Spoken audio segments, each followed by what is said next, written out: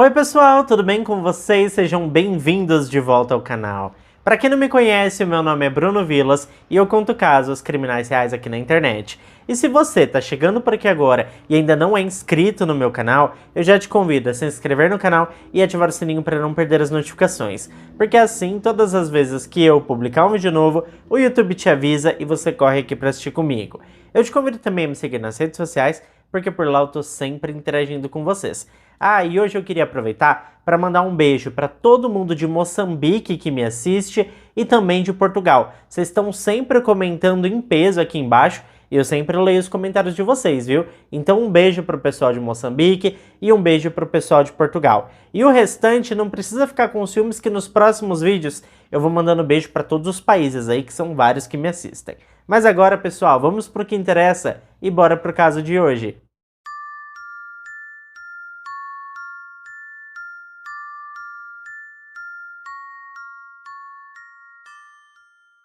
Como sempre, gente, antes de tudo, eu preciso dar um aviso para vocês. Este vídeo tem cunho documental e foi produzido através de informações que estão disponíveis na internet e foram compiladas em um vídeo. O intuito deste documentário não é chocar ninguém e muito menos desrespeitar as pessoas envolvidas no caso. Richard William Huckle nasceu no dia 14 de maio de 1986, fazendo dele um legítimo taurino. O Richard pertencia a uma família de classe média alta na região de Ashford, que é uma cidade e um distrito do condado de Kent, na Inglaterra. A região é muito conhecida pelo mercado agrícola, que é um dos mais importantes do condado. A família do rapaz tinha negócios relacionados a terras, máquinas agrícolas e todas essas coisas. Todos os amigos e vizinhos que conheceram a família disseram que aquela era uma família inglesa tradicional, muito respeitosa aos costumes e até certo ponto bastante religiosa. O Richard foi uma criança muito reservada, extremamente educada e todos os professores e colegas de escola disseram que ele era bastante inteligente, mas reservado e de poucos amigos.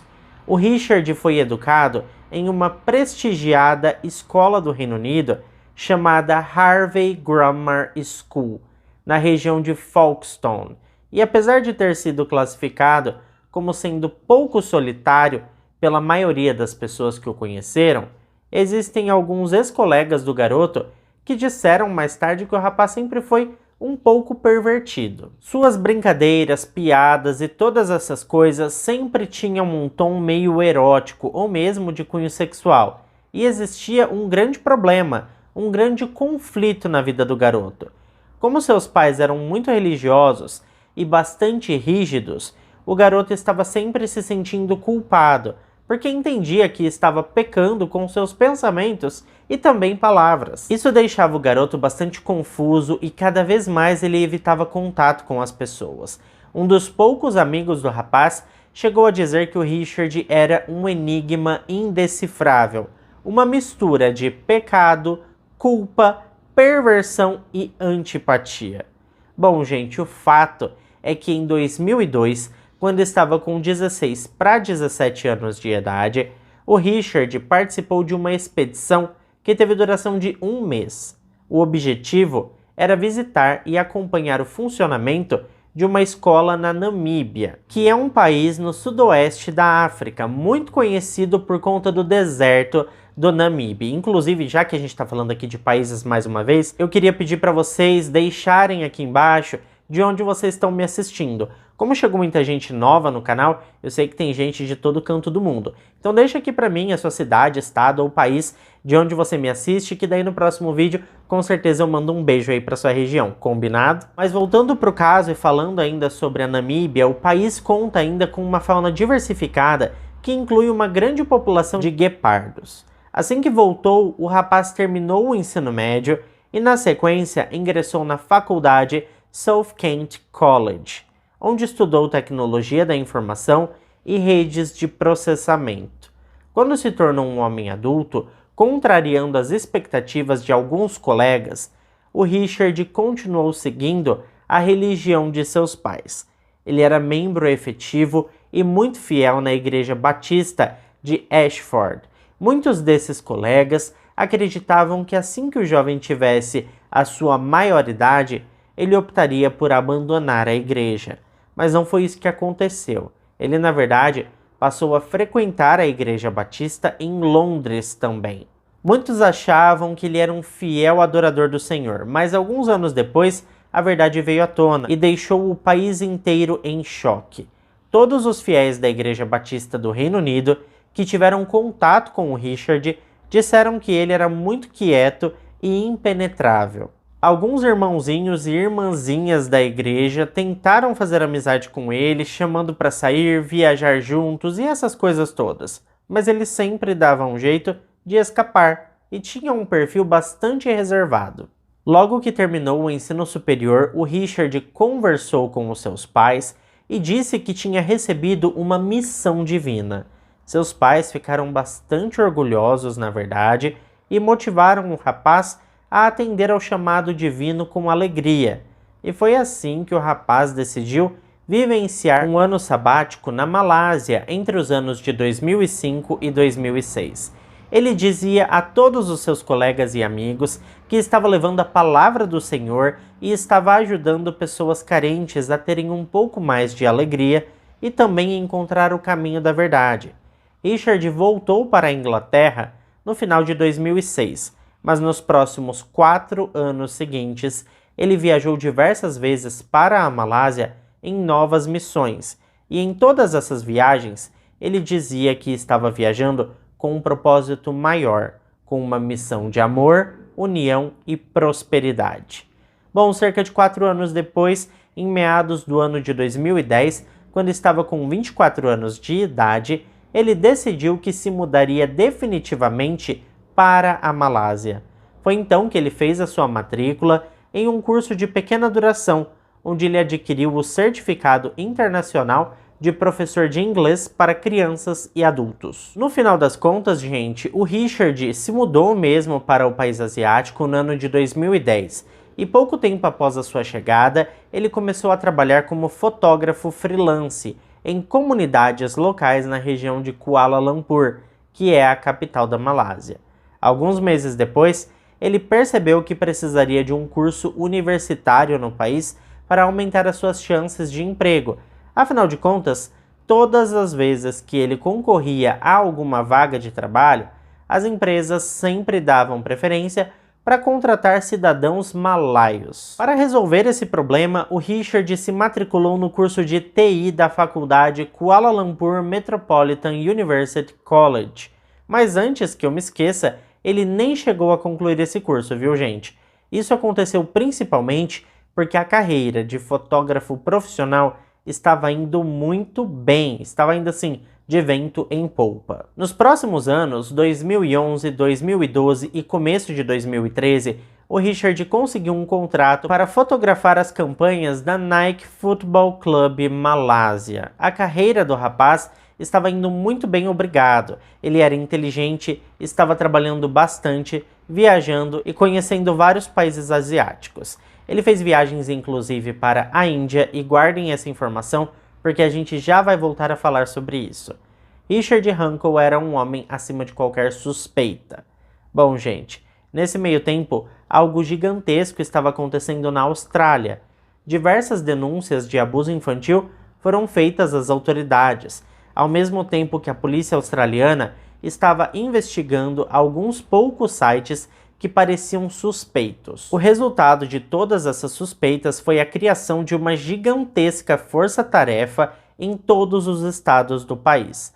A operação recebeu o nome de Força-Tarefa Argus e contou com um departamento altamente especializado de serviço da polícia de Queensland, na Austrália, que se tornou responsável pela investigação de exploração e abuso infantil na internet. Em pouco tempo, os oficiais descobriram que existia um grupo de criminosos operando em uma rede na Dark Web, chamada The Love Zone, que se apresentava com a sigla TLZ. Eles conseguiram informações suficientes para tentar rastrear um dos principais membros do grupo.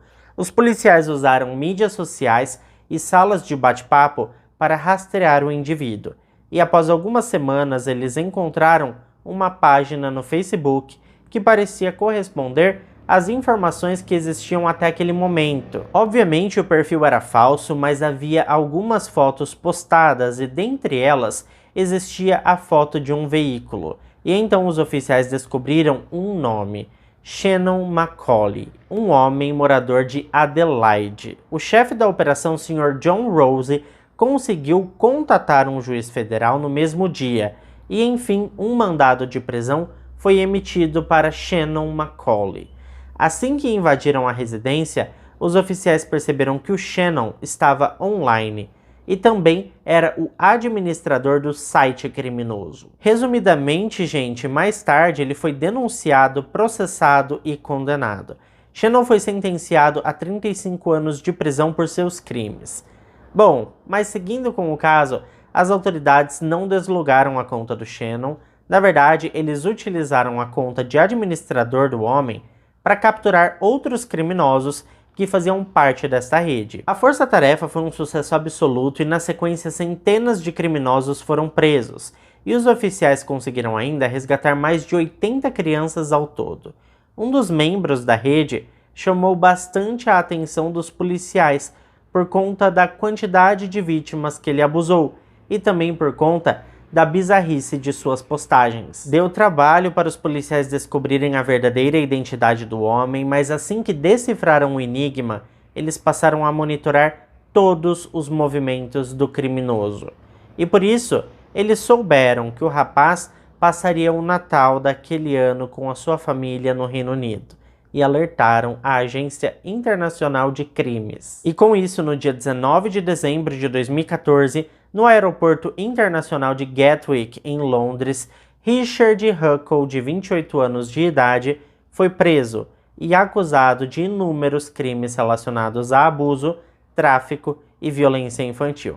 Em seu depoimento inicial, ele permaneceu calado e não respondeu a nenhuma pergunta. Como não tinha antecedentes criminais e não trabalhava oficialmente com menores, após o interrogatório ele foi libertado sob a condição de que permanecesse na residência de seus pais até que as investigações avançassem. Seus aparelhos eletrônicos foram apreendidos e no dia seguinte seus pais foram buscá-lo na delegacia, cercados de repórteres que já começavam a esmiuçar esse caso. Mas para o desespero do Richard, sua mãe colocou ele contra a parede e quis saber toda a verdade. Para ela não importava quais eram as acusações da polícia, ela queria saber a verdade pela boca de seu próprio filho. Foi quando ele admitiu seus crimes e disse ainda que suas vítimas tinham entre 3 e 13 anos. A mãe do rapaz ficou desesperada. Ela correu para a delegacia e contou tudo o que ouviu aos investigadores. Ela também suplicou aos policiais que prendessem seu filho de novo, porque ela não queria passar nenhum minuto a mais com aquele monstro debaixo do seu telhado. Com isso, Richard voltou para a prisão e suas 2 outras tentativas de fiança foram negadas pela justiça, então ele permaneceu preso até a data de julgamento. Com o avanço das investigações, Richard Huckle foi posteriormente acusado de 91 acusações, incluindo produção e posse de imagens indecentes de menores, violação íntima de uma vítima de menos de 13 anos, facilitação da prática de crimes infantis e inúmeros outros crimes, todos relacionados ao que eu acabei de dizer. A audiência inicial aconteceu em janeiro de 2016 e ele se declarou inocente de todas as acusações. O julgamento foi dividido em 3 partes, porque os jurados não seriam capazes de permanecer muito tempo assistindo às imagens e vídeos horríveis que os investigadores encontraram nos eletrônicos do acusado. A defesa do acusado solicitou acesso a todos os materiais que seriam apresentados ao júri e, após analisar as evidências, junto com seu cliente, 2 meses depois, em abril de 2016, o Richard se declarou culpado de 71 das 91 acusações que pesavam sobre ele. Durante o julgamento, os promotores apresentaram evidências de que os crimes cometidos pelo réu tiveram início em 2006, quando ele abusou de diversas meninas enquanto estava fazendo seu ano sabático. Ele dizia nas redes e sites da Dark Web que seduzir pessoas pobres ou socialmente vulneráveis era muito mais fácil do que as que vinham de famílias ricas, porque nessa classe social as relações íntimas são um tabu e os pais não conversam com os filhos sobre isso. Então ele fazia o que queria e sabia que as vítimas nunca falariam com os adultos.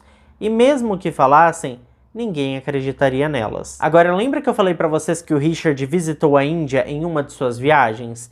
Então, enquanto estava no país, ele convenceu um pastor a convidá-lo para um orfanato localizado na região de Bangalore para tirar fotos e fazer vídeos com as crianças. A ideia era que ele criasse essas mídias para divulgar o local e revelar o quão zelosa era a equipe da instituição. Mas eu nem preciso dizer para vocês onde essas fotos e vídeos foram postadas, né, gente? E muito menos o teor, porque não era nada daquilo que ele tinha prometido fazer, era tudo muito pelo contrário. Bom, gente, se eu for contar aqui todas as descobertas da promotoria, vocês vão cair de costas. O Richard criou até mesmo um manual, uma espécie de roteiro de como seduzir as vítimas e sempre deixou claro que quanto mais pobre fosse a família, maior eram as chances de tudo ficar em silêncio absoluto. Os promotores apresentaram também o login e detalhes da conta do acusado no site australiano. Lembra que eu falei para vocês? Então, a verdade é que o Richard Huckle foi acusado totalmente com provas claras e não havia nada circunstancial, era tudo muito visual. Tanto que uma equipe procurou as vítimas nos países onde o crime ocorreu e algumas delas aceitaram conversar com a polícia sobre tudo. No total, gente, os promotores apresentaram 29 vítimas ao tribunal e pouco mais de 20.000 imagens entre fotos e vídeos, mas os investigadores acreditam que foram mais de 200 vítimas, incluindo até mesmo algumas da Inglaterra. Os oficiais chegaram a esse número alarmante porque encontraram uma espécie de agenda onde o acusado anotava detalhes dos seus atos monstruosos.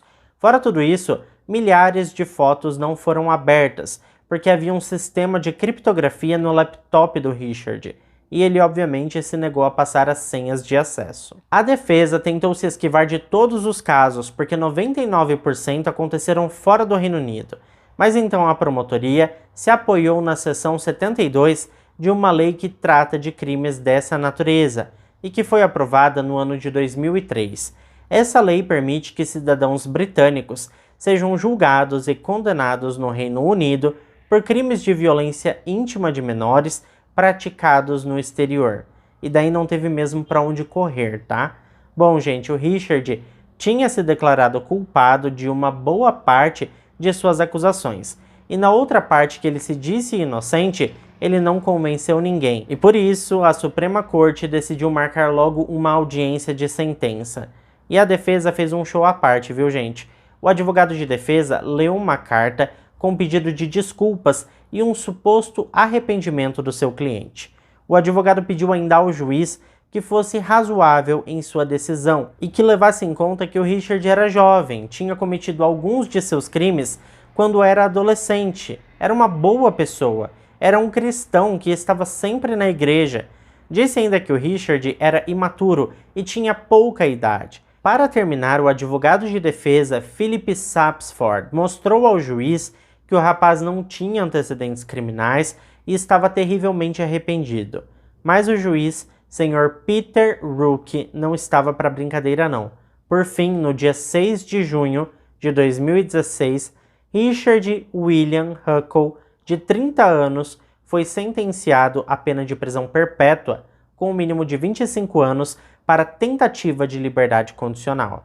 Mas o magistrado não deixou de colocar uma observação na sentença, solicitando que os agentes de condicional levassem todo o processo em consideração antes de eventualmente conceder a liberdade após o prazo mínimo e avaliasse com muito cuidado a história de arrependimento defendida pela defesa do réu. Após toda a mídia em torno desse caso, governantes de todos os países envolvidos foram duramente criticados e correram criar leis de proteção infantil e também supervisionar todas as instituições que acolhem menores em situação de abandono ou vulnerabilidade. E para encerrar o caso de hoje, no dia 13 de outubro de 2019, Richard Huckle, de 33 anos, foi encontrado sem vida em sua cela. Ele foi atingido com golpes de faca e sufocado. Um outro prisioneiro chamado Paul Fitzgerald foi acusado do crime e foi a julgamento. No julgamento veio à tona o que aconteceu com o Richard antes dele ser morto. E eu acho que eu nem preciso dizer para vocês o que aconteceu e a quantidade de objetos que foram utilizados nele antes do seu falecimento, né, gente? Bom, no dia 23 de novembro de 2020, o júri considerou Paul culpado pela morte do Richard, e ele voltou para a cadeia onde já cumpria sua pena por outros crimes. Ele foi sentenciado à pena de prisão perpétua, mas revelou nunca ter se arrependido do que fez. Bom, mas e vocês? O que vocês pensam sobre isso? O que vocês pensam aí sobre esse sistema aí de dentro da prisão, onde o pessoal resolve os problemas lá dentro mesmo, né? A gente sabe que esse tipo de coisa acontece muito, inclusive aqui no Brasil, né? Pessoa que mexeu com criança, entrou na cadeia, é difícil sair. Isso é uma realidade. Bom, mas é isso, pessoal. Se você ficou até aqui comigo, não esquece de deixar o seu like, que ajuda muito na divulgação do canal. Convido os seus amiguinhos para se inscrever. Um beijo para todos vocês. Eu fico por aqui e até o próximo vídeo.